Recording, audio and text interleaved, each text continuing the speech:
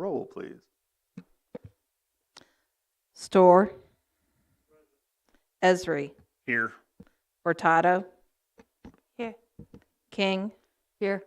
Patterson. Here. Paul. Here. Thorsland. Here. All right, thank you. We have a full house tonight. I would entertain a motion to approve the agenda and addendums. Moved by Aaron, second by Mary. Thank you both. Is there any adjustments anyone would like to make? Seeing none, all those in favor say aye. Aye. Those opposed? All right, the agenda is approved. We have before us the minutes of April 7th, 2022 regular meeting. First, I'd entertain a motion to approve those. By Jacob, a second. Got a second by Kyle. Are there any corrections or adjustments that anyone saw in there? All right, very good. All those in favor of approving the minutes, say aye. Aye. Those opposed? Okay, the minutes are approved. All right, we go to public participation. I'll remind folks, but it's 5 minutes. I have some slips here. And when you get up to the microphone, state your name and your address, just for the record. First is Dirk Rice. And when you get up there, there's a little microphone button in the middle. Just push it once and have it turn red. I think it's fairly straightforward, usually. You're good. Now bring it close. All right, we good? Yep. Go Okay. ahead. The floor is yours, sir. Dirk Rice, I'm at 1752 County Road 800 North, Philo. Here to just want to say I do appreciate the time limit. So we've sat through enough of these things already that 5 minutes seems plenty. So first thing I want to talk to you tonight is back when the wind farm was done, the California Ridge wind farm, the regulations and everything were done off the best, you knew about wind farms at the time. Best, what little science, if there was any available. We know a lot more today. We know a lot more about how people are affected. We know about setbacks. The size of these things has increased dramatically. They're literally building them twice the size of what they were back at that time, even. So there's a lot of things to consider, and I think it'd be in the best interest of the county if maybe everybody stepped back and said, we need to look at the whole picture here and really think about what kind of, actual rules and regulations we want to have on a wind farm, and what kind of parameters we need to set. In our discussions, and like with the ZBA, the Douglas County farm, which some of you are probably familiar with, comes up repeatedly. This butts right up against it, and so there's a lot of people who are affected by that, who then see a possibility of another one coming and those are the ones that will get most emotional. I get very upset from the whole thing. I don't think the Douglas County one is a good comparison to Champaign County. Douglas County, the whole thing is kind of a study in bad government. It's just they didn't do a thing as far as researching, protecting their people. They just kind of let the company come in and do what they wanted. I don't think Champaign County has a history of doing that. From what I've seen, regardless if you agree or disagree with the outcome, from what I've seen, we have a history of, making sure that you do what at least the majority of the board feels like was the right thing for the people of the county. And that's what I'm hoping we're going to see here. You don't have rules and regulations to protect the majority. You have them generally to protect the vulnerable minority. When you look at, like even when you drive in here, look at handicap parking spots. You don't have one spot because, well, we're not likely to have more than one person that needs it at a time. You kind of look at, what's the maximum we might need. In this situation, you have people who live in the country who have medical conditions that, they're very concerned having a wind farm out there is going to affect. And there's one woman who I'm sure will be here at some point to talk to you that suffers from epilepsy. She has a couple kids that are autistic. And she moved to the country to get as away from all these sensory, distractions as possible. And now you're looking at, somebody wants to come in and put a windmill in less than a mile from her house, and she's, very concerned, and rightly so, of what might happen to her and her family, when this happens. And this is why the setback issue is extremely important and really needs to be, you need to consider the science that's out there and make sure we get this right, because this company is looking for a 50-year lease with two 20-year options. So whatever the ultimate decision is, it's going to affect our area, our county, for a very, very long time. And so it's very important we get this right. Florida Light and Power, which is the company that is working our area, they aren't coming to Champaign County because they care about our county or because they care about climate change. They're here because there's billions of dollars involved. They're here to make money. And the way it's set up now, they only have to negotiate with people that they want to put a tower on, and that's what they're doing. They worked very hard at identifying people who don't live out in the area to put their towers on. We only know of one example of someone who actually lives on the property where they're proposing the tower. The next closest I'm aware of, the person lives 3 miles away. Many of them live out of state. They're making no effort whatsoever to contact people who live out there. So it's very clear that they know that the people that live in these areas are not at all in favor of having, a wind farm around them. At the least, if you come up with reasonable setbacks, that'll give people the ability to negotiate, and, you can decide with the company, and, if they're going to make it worth your time to have this thing within whatever the setback ends up being. So thank you for your time. Thank you. Next up is Adam Watson.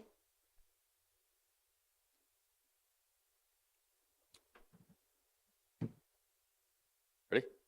Yep. All right. Adam Watson, 1590 County Road, 400 North, Philo, Illinois. Thank you again for your time. Few things I want to touch on, and it is regarding the wind. And the wind ordinance changes that are coming through ZBA right now. The biggest concerning part of what I keep seeing, or that keeps getting touched on with the ZBA right now, is a proposal for an unlimited height. Unlimited is like saying forever or never. It's a long time. I feel like that this is too big of a situation, too sensitive of a situation to not have some sort of thoughtful restrictions involved. 500 feet is the current limit right now on tower heights. And I do know that the California Wind Energy has proposed some additional tower heights for repower that's beyond the 500 feet. And I think we need to really sit back, think through this in a very, very serious manner, and not just put a term of unlimited on a height. It's to me, it's reckless. Setbacks. Setbacks are in place to, I would say, to favor the county at this point. I don't know that the setbacks that are in there currently are to protect the homeowner or the landowner. Being that you are either a participating or a non-participating landowner, I still think that you need to have some sort of backing to have protection for yourself. Do windmills have a place? I could go either way, but to think that I should say that they should never come in is I think it's a little reckless on my end. I do think that the homeowner should have setbacks in place, or the landowner should have setbacks in place that are very favorable for them if they don't want it, but if they choose to have it, they can negotiate privately with the wind company. Let's say it's a 1 mile setback. Okay, a 1 mile setback from any property line that the homeowner has. And the 1 mile setback, if you're a homeowner and you're in agreement with wind coming closer, you own the property around it or whatever, you agree to have it come in closer. It's an agreement you have with the wind company. but at least it protects everybody else that may not be or has conditions that are not favorable for the wind to come in to the area. So I feel like it needs to be a little bit more protected for the landowner and for the homeowner. The other thing that really concerns me moving forward with this is some of the ag mitigation stuff that goes on. There's been talk about having money set aside for problems that may happen, tile, or they tear up a field and they say they're going to come back and fix it. We all know that sounds great, but at the end of the day, it's who's going to police it. I doubt that the county board is going to want to come out and be the police for this. I doubt the cops are actually going to show up and say, hey, no, you did this wrong, or whatever it is. But I think that needs to be thought through a lot more, and have a little bit more grit in what and teeth behind what we're asking out of these wind companies to actually truly follow through on what they say they're going to do. Lastly, last comment I have, at the last zoning board meeting, a realtor, Steve Littlefield, came in from St. Joe area, and he did a little bit of research on property values. And of all 5 properties that he showed that had an MLS listing from before the wind farm was put up at California Ridge to when it sold after the property, or after the California Ridge had already been in place, all 5 properties that fit that criteria decreased in value. All 5 of them. One of them drastically. Okay, I think it needs your to be time's taken up. into consideration. Adam? Thank you. Thank you. All right. Thank you, Adam, for following the time. Next is Todd Horton.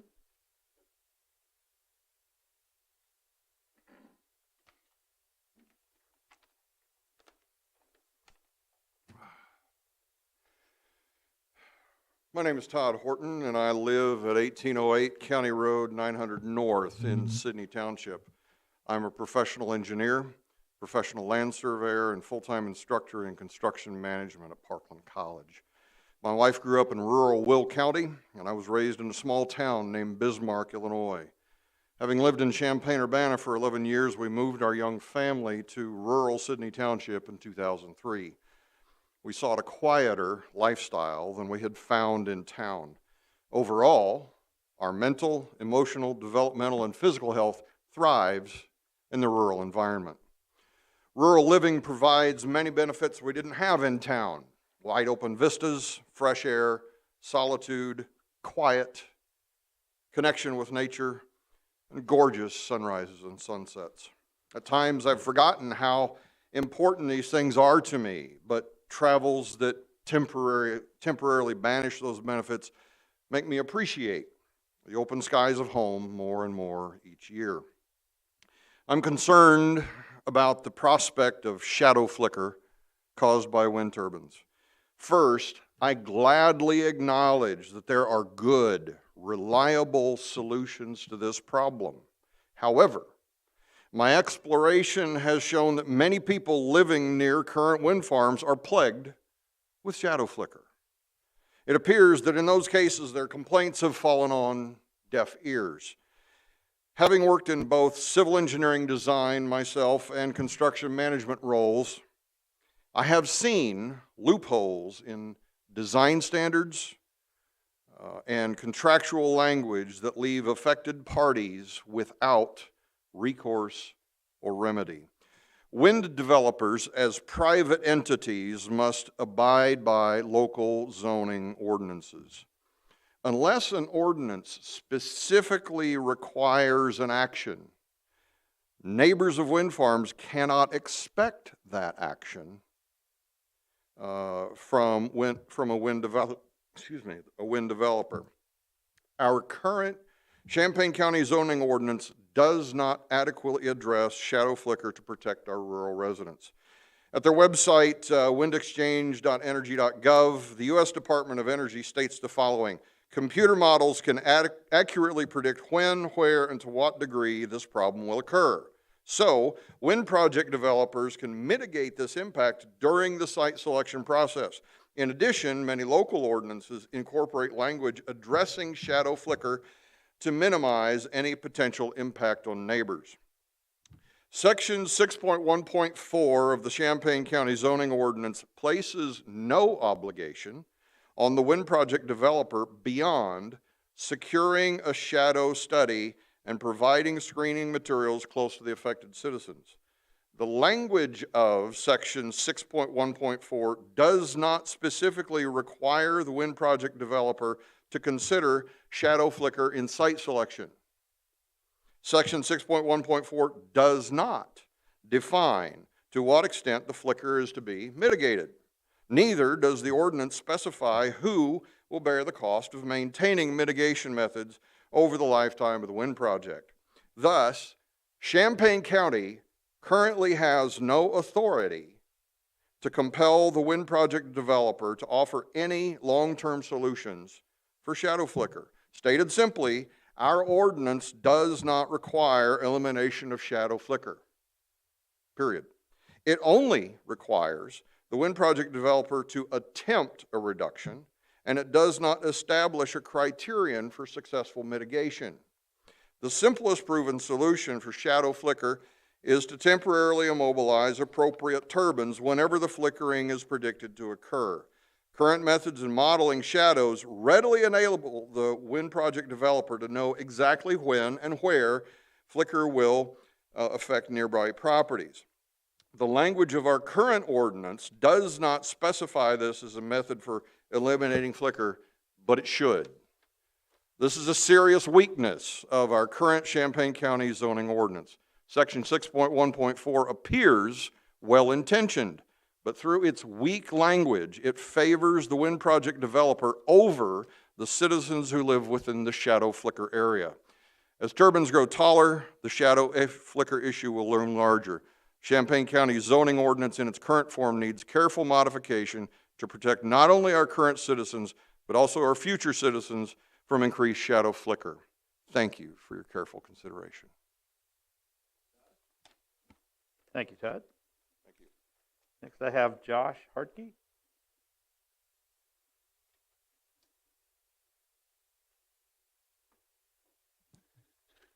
Good evening, everybody. Josh Hartke. I reside in Champaign. It's awesome to be here. It's almost 4 years to the date since the last time I was in this room, so it's good to see all of you. Full disclosure, I work for Apex Clean Energy. We are one of the largest developers of utility-scale wind and solar projects across the country. We build projects from New Mexico to New York. We just finished a project in Ford County, Ford Ridge Wind. We just recently finished a project just west of Springfield called Lincoln Land Wind in Morgan County. We are currently in development of 6 wind projects in Illinois and about half a dozen solar projects. But that's not who I'm here to talk to you about tonight. You've had a lot of information put in before you. I'd be happy to provide some counter studies, stuff that's far more recent than what I'm seeing on your agenda, stuff that's peer-reviewed research on many of the issues that have been addressed to you tonight. But that's not really why I'm here to talk to you. A lot of my job is going around to counties and talking through their wind ordinances with them and helping them, how we can develop projects within those ordinances. And, as part of that, I talk mostly about the economic benefits. I talk about the hundreds of union construction jobs that come in when they're built, the dozens of maintenance and operational jobs that stay long-term afterwards, the millions of dollars that go to local schools, and even millions of dollars that end up in your pockets as a county board. And having served on this county board for a few years, I know that another $250,000 to $500,000 a year in your revenues never hurt. But again, that's not what I'm here to talk to you about. I'm here to talk to you as a resident of Champaign County. I'm here to say that when I used to serve on this board, we always were looking for ways that we could vote to fight climate change. There are lots of votes you can take on this board, but very few that really affect that beyond putting use it or lose it signs on the light switches, when not in use, turn off the juice, But this is a real vote that you guys can take on climate. Making Champaign County more friendly to renewable development is a real active choice that you can make to fight climate change. We all know that the reality of studies are that carbon is causing warming around the planet. It's happening faster and faster with every year, and one of the main causes of that is the burning of fossil fuels. Every megawatt of wind or solar power that we can put into production reduces a megawatt of coal burning that's done, or maybe natural gas. And if that's an important issue to you, then you need to kind of look at the realities of what we're doing here. I got some numbers for you. There are 70,000 turbines turning in the United States right now. All of them at least a megawatt or higher in the count I did. Most of what we're building now are in the 5 megawatt range. There are 3,500 of them turning in the state of Illinois. Over in McLean County, we are currently working on a project. It'll be their 4th utility scale project of 200 megawatts or larger. I can't find opposition over there because they live in these projects for a year or two and they realize little change hasn't done anything, but what it's done, it's brought $1 million to my kids' schools every year. That's going to last for 30, maybe 50 years. That's 20 new teachers. A school the size of the counties I work in, like Hayworth or Charleston schools. Huge amounts of revenue. That benefits the community. When people talk about the price of land, I mean, folks, what we're doing is adding value to the land. We're tapping into a natural resource on that land that gives it more productive value, that brings in more income. And when you talk about residential homes, well, what's the first thing people ask when they buy a home? What are your schools like? What are your government services like? What are your roads like? With some of these projects I work on, we're almost doubling township road budgets because of the new revenue that just does not exist in these communities. So I really urge you to look at the realities of that. I'm going to go home tonight, Mr. Chairman, and put together a bunch of links to some far more recent and authoritative research that shows that some of these concerns folks are having tonight are really not concerns.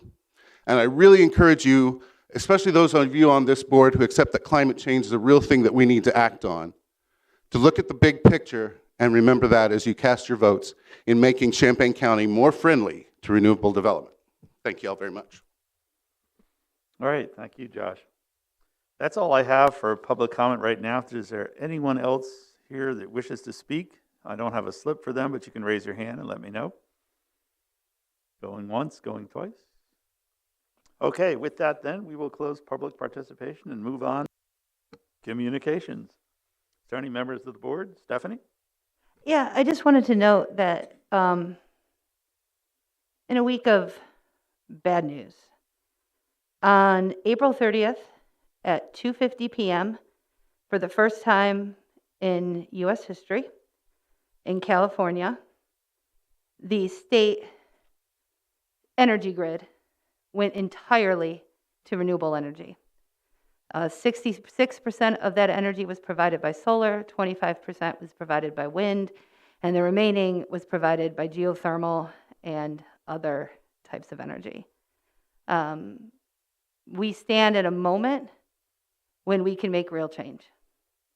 And future generations demand that change. And there's no reason that California should be doing better at this than Illinois. All right, thank you, Stephanie. Anyone else? All right, moving on. Communications is closed. We have 3 items under new business that are information only. They're available on the web. They're available in the packet. There's some slides from Ted Hartke regarding inadequacy of the IPC board noise limits. There's an online registration that's still open for the residential electronics collection, and those fill up fast. Another good thing that happens here in the county, and something that's coming up on the horizon that there's information in the packet about, that is another one of these things that I think can be a bigger deal than we think it is. This is the drug take-back bill. We talk about preserving our water resources and things, and you'd be surprised how many people flush their drugs down the toilet, and this gives them an opportunity to dispose of them in a proper way, and will actually make a difference as we sit here not that far away from the edge of the aquifer. So take the time to read those. We also have, thank you, I was getting to those. We have 2 addendums to that. One that came a couple days ago. There's D, E, F, and G. These are on the website. And you can look up, they are links to some pro and also some con wind farm things. I encourage everyone to look at those and the HINJ. There's a peer-reviewed study, there's a Finnish study on wind, and Bill Mulvaney, who's the superintendent over in Armstrong. So I would encourage everyone who's interested in these subjects to get on the website and then go to these websites and take a look at all those things. And I appreciate the input from everybody who put those things forward. So moving on to new business, these are items to be received and placed on file by ELOC for a 30-day review period. A is the authorization for a public hearing on the proposed zoning ordinance omnibus text amendment to update the material management waste-related uses, and Susan is here to talk about that tonight. Susan, the floor is yours. Hello, and great to be here. I am going to talk about this omnibus text amendment that will be received and placed on file for a month. And I would like to mention first that the recent pollution control facility ordinance that was passed by the county has a direct impact on some of these text amendments in here. So you may remember that. I'm just going to flash to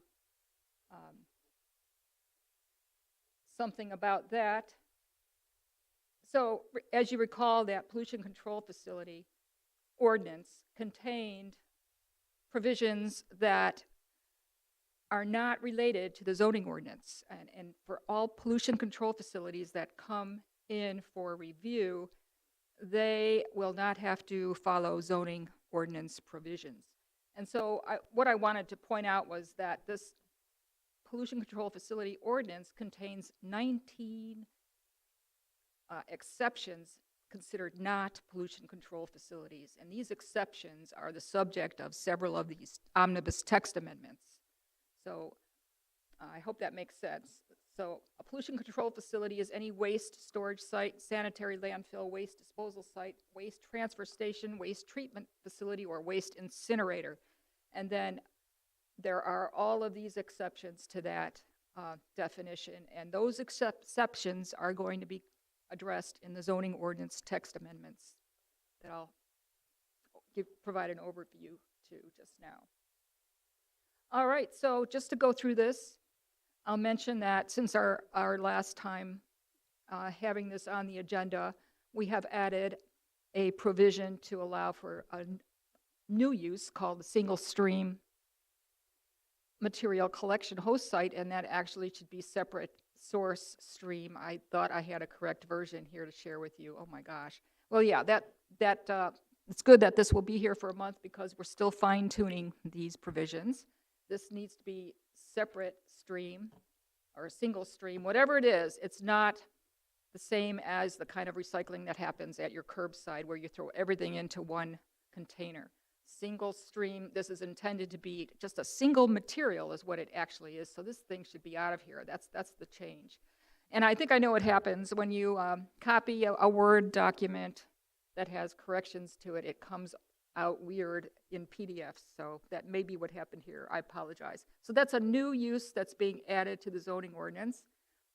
Defined terms, all of these defined terms are new to the zoning ordinance, which hasn't been updated since 1996 or something with regard to waste-related uses.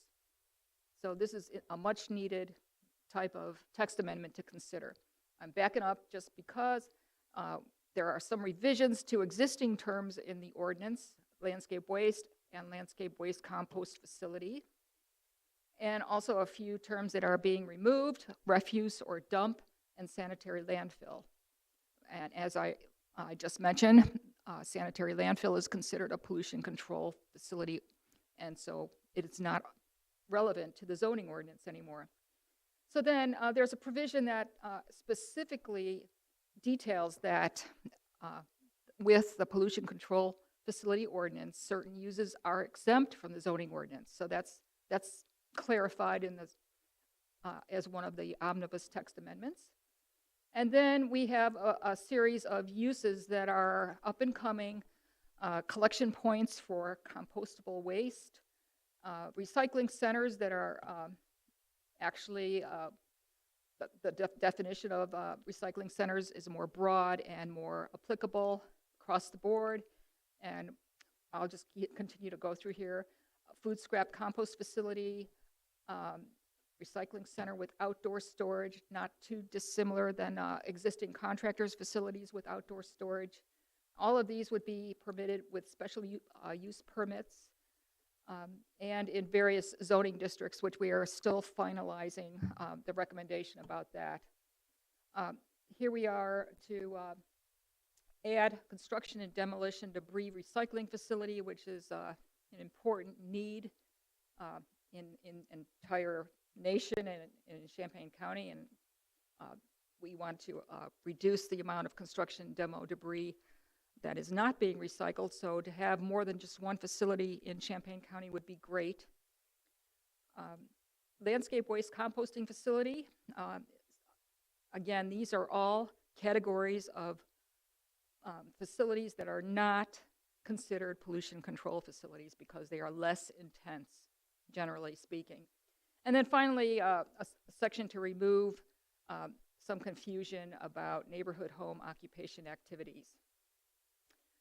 And to clarify that junkyard or automobile salvage yards are prohibited storage or operations for a rural home occupation. So with that, the rest of the pages in this item contain the actual definition changes.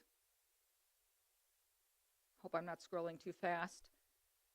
Corrections have been made to eliminate, oh my gosh.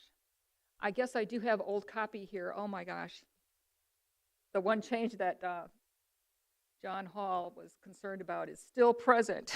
It should be gone. Sanitary waste and septic tanks, we don't want to consider that as household waste. This is an incorrect, I'm embarrassed now that is even in there. We had an updated copy that you're not seeing. So fortunately, there's no action on this tonight. It's sitting here and it's going to be revised and fine-tuned. Susan? Just Stephanie points out, and I've noticed this, reading this afternoon, that what we have in the packet is better. It's the more corrected version. All right, yeah, then this is my mistake. Great, that's good. That's good. I will stop talking about this copy.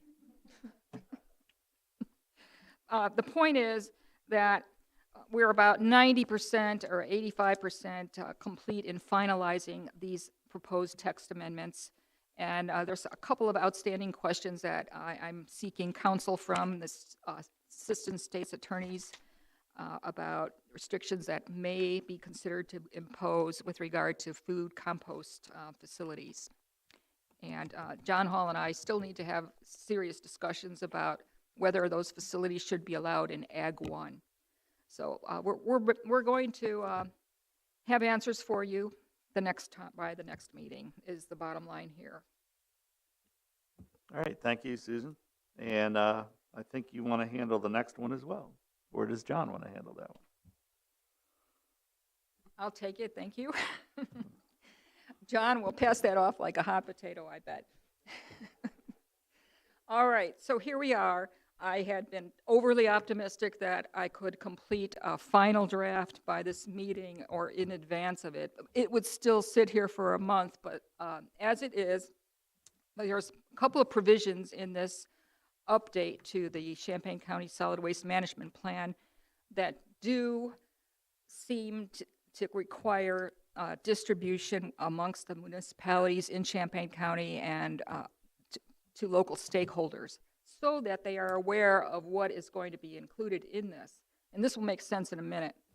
So just to give you a bit of an idea of where we are, there's no executive summary, and you don't have a copy of this draft yet. If you want a paper copy, I can arrange for that. Or I think tomorrow is when I start distributing this preliminary draft. I'm happy to email each of you, or Mary would, a copy of the preliminary draft in a PDF form. And it's coming along nicely. It's following a new template recommended by the State Material Management Committee. And there are some parts of the template that really were not apparent in the previous solid waste management plan updates. And that is what I'm going to talk about. It's waste disposal recommendations. And I'm just going to scroll to that section. It's in the section 5, and I'm just going to make a few comments about this and why I think it's important to distribute this before coming up with a final draft. So we get questions from transfer station developers, and they always have to check and make sure that the county solid waste management plan allows for or welcomes transfer stations, for example. And we have a developer waiting for this update. And so that's just information. But it's important that the solid waste management plan indicate exactly what it does and does not want to see happen in the county as far as pollution control facilities. And that's the importance, one of the important values of this plan. So the recommendations that I will make in this draft, or have made, are that acceptable pollution control facilities in Champaign County shall not include landfills or other pollution control facilities that have potential to adversely impact the Mahomet Aquifer system. Essentially, that's an overview of the limitations. So landfills have never done well here in Champaign County, as you recall from the history of what happened in the 1980s and 90s. And the existing capacity and remaining capacity of the Illinois EPA Region 4 landfills have about, I believe, 20 plus years in them. And so there's no pressing need to build new landfills in the area. And certainly, there's no foreseeable need for a landfill to be even considered over the next 5-year period. So that is going to be included in here. That shouldn't come as a surprise or a shock to anyone here in Champaign County. But nevertheless, I think it's important to distribute this kind of information to all municipalities and other entities that may be impacted by these kinds of limitations. Another limitation is that any proposed mass burn, incineration, or thermal or chemical conversion, such as gasification pollution control facilities, shall be deemed inconsistent with this update. So those are not going to be welcome because they're low on the preferred hierarchy of material management for the biggest reason, and they can be obnoxious and unwelcome. Now, waste transfer stations are a different thing. A proposed waste transfer station or a new waste or expanded waste transfer station that follows the siting review procedures of the updated pollution control facility ordinance should be considered welcome in Champaign County, is what this plan will include. So there are provisions that are added that I modeled after other counties in Illinois that have transfer stations, and those provisions, because these are pollution control facility ordinance items, there wouldn't be special conditions beyond those, which are extensive to begin with, but these are in addition to those requirements that I'm proposing about 4 requirements about transfer stations. And simply, this is additional provisions to ensure minimal impacts from a transfer station. And so you can read over those when you get a chance. And this will be shared with each municipality like Champaign or Urbana, everyone that has potential interest in seeing a transfer station developed within their jurisdiction.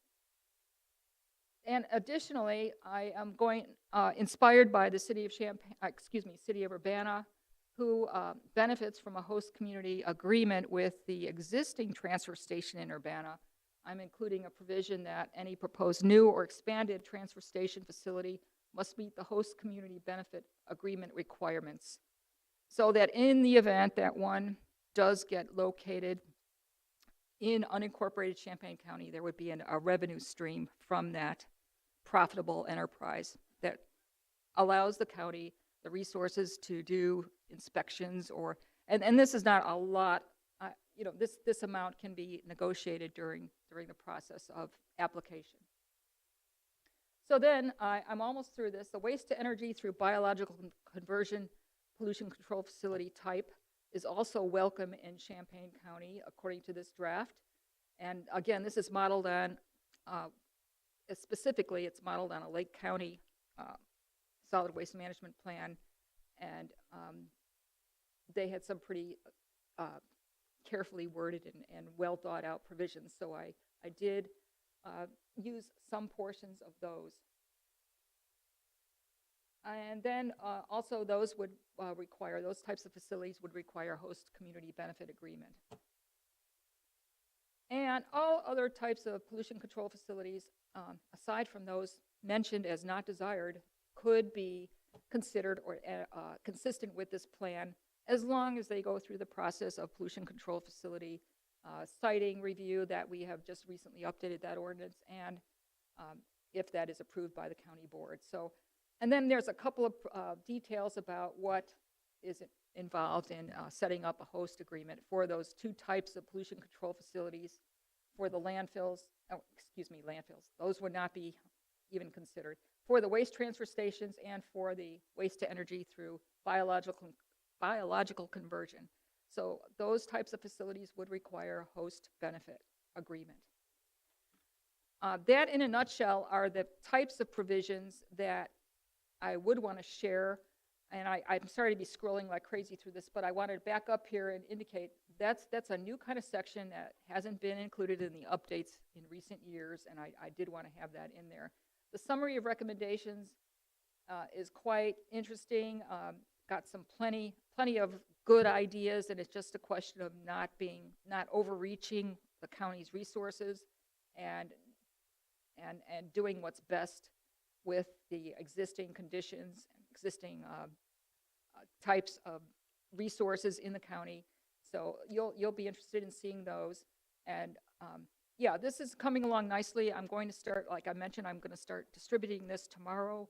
I open it up for your input at any point. I would say certainly by June there will be a final draft unless something weird happens to prevent that from happening. So thank you. Chris, you had a question for Susan? Thank you for putting this together. You're right. There's an awful lot of changes that are going on in waste management. What is the, could you elaborate on that waste conversion by biological means? Is that aerobic digestion, or is that composting, or what is that? Microphone, Susan?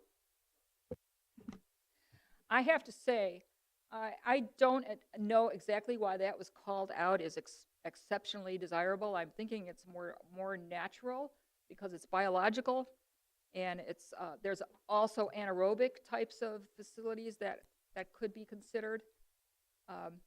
So, yeah, for example, you mentioned anaerobic digesters, did you? Those types of pollution control facilities could be permitted after they go through the siting review process and are approved, as long, and then they would be considered consistent with this plan. I don't know if I answered your question. That's the kind of thing we're going to look closely at, whether or not it makes sense to call out, for example, waste to energy through biological conversion. Is that an exceptionally noisy process? Is that why it's requiring a host site agreement provision?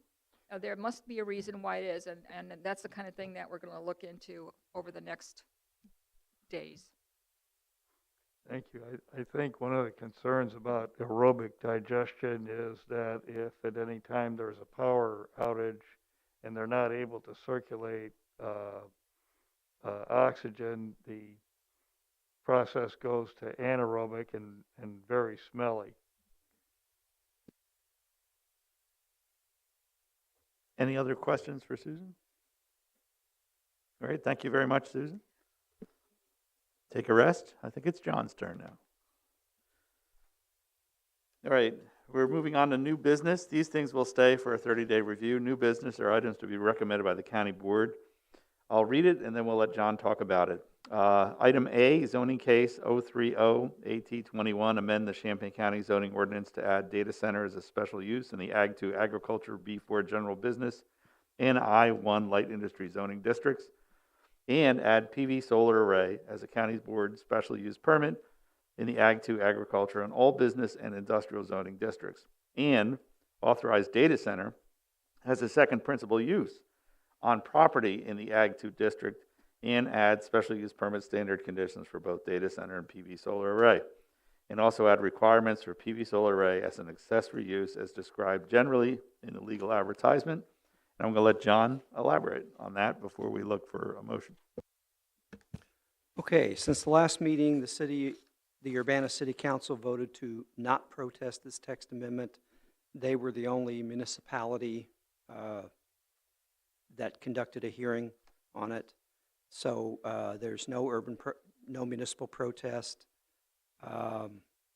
This is ready to be forwarded to the county board. We do have a prospective developer. I thought we would have had applications already just so that it would be ready to go, but I'm sort of happy to say we haven't received those applications yet, but I think they're still interested. Okay, any questions for John? Any discussion? All right, well, hearing none, I'd entertain a motion to approve. Mary? Second? Second by Mr. Paul. All those in favor say aye. Aye. Yeah, go ahead, discuss away, Chris.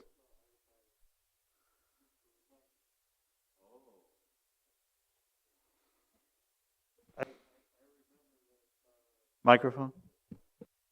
Thank you.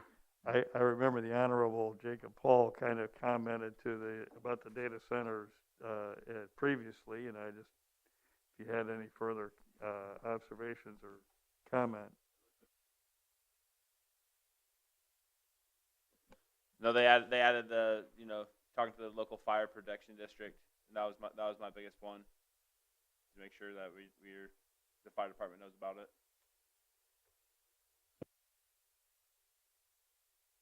All right, any other? Mary? Was that a hand raise? Okay. All right, once again, all those in favor? Aye. Aye. Those opposed? Okay, even though no one was opposed, I'm going to keep that off consent so we can discuss it again at the county board. So don't expect me to put that one on consent. All right, moving on. Item B, zoning case 040-AT22, amend the Champaign County zoning ordinance to add new paragraph 421C7 to provide that a private commercial transmission and receiving tower, including antenna, over 100 feet in height may be authorized as a special use permit in the Ag 1 and Ag 2 agricultural districts as a second principal use on a lot with an electrical substation. And again, John, if you want to give us the 5-penny tour. Yeah, the City of Urbana Plan Commission reviewed this on April 23rd. They recommended no protest. The City Council will not review it until their meeting on May 9th. So I can report on that at the county board. I would anticipate no protest, but you never know. Otherwise, it's ready to be recommended. Okay, any discussion on this? Any questions for John? We don't have a representative here, do we? No, we don't.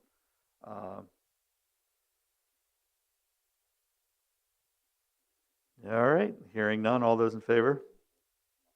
Yeah, that's right. We need a motion. Thank you, Aaron. I'll move it.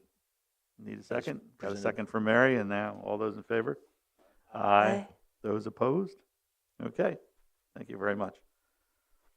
C, annual facility inspection report for the period 4/1/21 through 3/31/22 for Champaign County's National Pollutant Discharge Elimination System, NPDES, and the Municipal Separate Storm Sewer System, or MS4, stormwater discharge permit with the Illinois Environmental Protection Agency, IEPA. And it seems like as long as I keep coming here, we keep hearing about this. John? Yes, this is our annual report that the EPA expects to have on file by June 1. So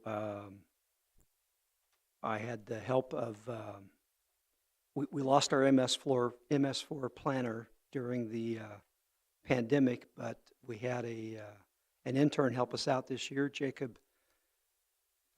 Trevor Parton in the back there. Trevor helped me with this year. You noticed it got to you on time. That's always nice when that happens. But we are still challenged with some things hanging over from the pandemic, so there were a lot of not accomplished in this report. We hope to do better next year. We're still waiting on a new general permit that the EPA should be getting out. It should have been out several months ago, so even the EPA is still having hangover from the pandemic. But you can expect to have a notice of intent for that new general permit sometime this year. We'll have 6 months to get that out once we know what they want us to do. We don't yet know what they want us to do, but we'll be reporting on that when it becomes available. But for right now, this is what we have to get in by June 1. And we want to vote just to move it to the board, correct? Okay, I would entertain a motion to do so. Stephanie? Oh, did you have a question for John? Okay. Okay, a question? Go ahead with your question, then we'll take the vote. Or it's sort of more of a comment. You know, when I was reviewing this in anticipation of this meeting, it occurs to me that, you know, this has to do with water, and ARPA money is eligible for water. And also, as far as I know, Planning and Zoning has not asked us for any ARPA money. You're one of the only departments that hasn't. And we have that resource, and we'll have that resource again in 2023. So I would really strongly encourage, this would be a very easy, especially if it could be short-term staffing that could, you know, move some of these projects, or if there's some sort of resource. But I believe you might be one of the only departments that has not received any ARPA money, and this would be an incredibly eligible expenditure. And so if that could help you move some of these things, if it's a capacity issue or if it's a resource issue, I would really encourage, as we go through the budget cycle, to be in conversation. I think that they're planning a similar thing as what they did last time, where they go to department heads and say, hey, what do you need? And one of the things we've talked about is prioritizing departments that have not received any funding yet. So I just wanted to throw that out there, but that might be a once in a kind of lifetime opportunity, and especially if it's staffing, it would need to be in 2023 and 2024. Thank you. Just to clarify, you didn't lose a staffer during the pandemic because of anything bad. It was No, greener pastures was why we Yeah. lost. I just wanted people to understand that we. Any other? Chris? Thank you, Chair. I just wanted to call out the database for private sewage disposal. It has one of the one of the categories, and it used to be that no one really was keeping very good track of where private water wells were, and locations, if they were made, were very sloppy or not very complete. And now we recognize that these abandoned wells are direct conduits into potable water aquifers. And gosh, I wish that we'd done a better job of tracking those. It seems kind of unlikely that private sewage disposal is going to fall into that same category, but it's very hard to look down the road, and so I look forward to you guys trying to pull that together as best you can. Okay. I think that's all I have. And I'll just say, this looks like an awful lot of work. Thank you, Trevor. It looks like an awful lot that got pulled together here. All right, any other discussion or questions? All right, hearing none, all those in favor? Aye. Those opposed? Hearing none, very good. Okay, is there any other business before the board tonight? I don't have anything. Does anyone else have anything they want to say? There's no chair's report tonight. Designation of items to be placed on the consent agenda. Again, I want to keep A off. just so that the board can discuss that should they want to. I think B and C are fine to go on consent, and I will place them there. Is there any other thing that anyone wants to talk about? If not, I will call this meeting adjourned at, we got 7:27 there. So, thank you very much, everyone, for your work and your being concise.